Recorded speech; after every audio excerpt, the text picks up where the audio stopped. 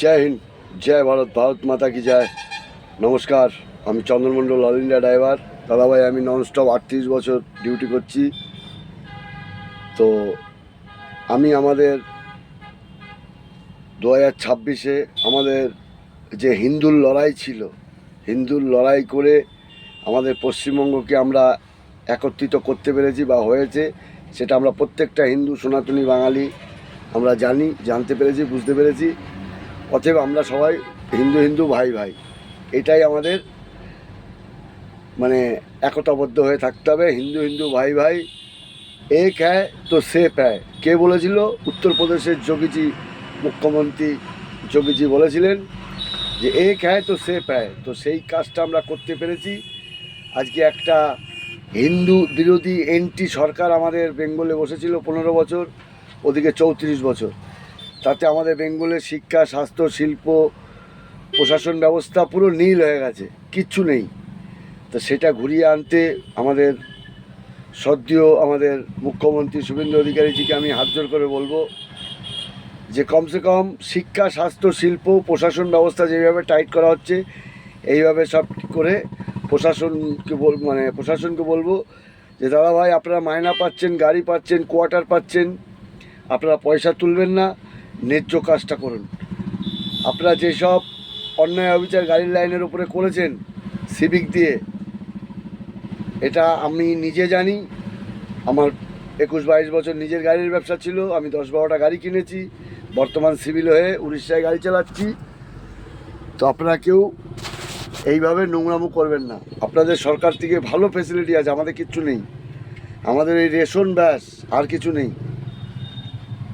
তো বলবো প্রত্যেকটা অফিসারকে, আপনারা সংবিধান হিসাবে যেরকম আপনারা ডিউটি করবেন, মানুষের আপনারা সার্ভেন্ট হিসাবে কাজ করবেন। পাবলিকের আপনারা সেবা দেওয়ার জন্য আপনারা চাকরি করছেন, জানেন যে এটা আমি পাবলিক সার্ভেন্ট হব, তারপরেই পুলিশে এসছেন। হাত জোর করে বলছি।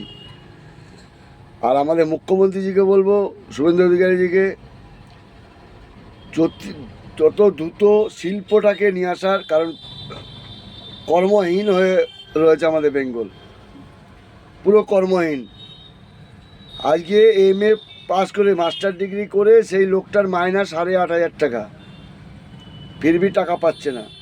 তার মানে শিক্ষিত লোকের মান কোথায় আর অশিক্ষিত লোকের মান কোথায়? হুমায়ুন কবির মতো লোক নেতা, তো এই ধরনের প্রচুর আছে।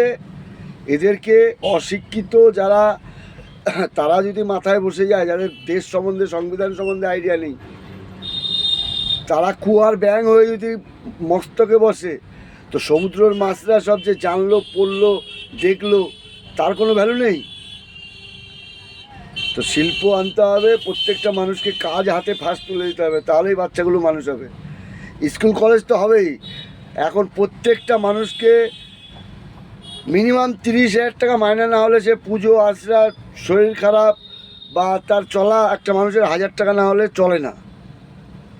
প্রত্যেকটা মানুষের গরিব বলে কি, একটা মানুষ কাজে গেলে কমসে কম 1,000 টাকা দরকার, 800-1,000 টাকা, সেই ব্যবস্থা করা হোক। এটাই আমি আমার নতুন মুখ্যমন্ত্রীর গায়ে চাইবো। খুব দ্রুত এটা করার চেষ্টা করুন। প্রত্যেকটা স্টেট ভালো আছে, আমাদের স্টেট একদম, স্বরাষ্ট্রমন্ত্রী নিজে বলেছিল যে বাঙ্গাল গরিব একটা এতে। তাহলে সারা ইন্ডিয়ার কাছে কী হলো? বাঙ্গাল আজকে গরিব, ভিখারি স্টেট হয়ে গেছিলো।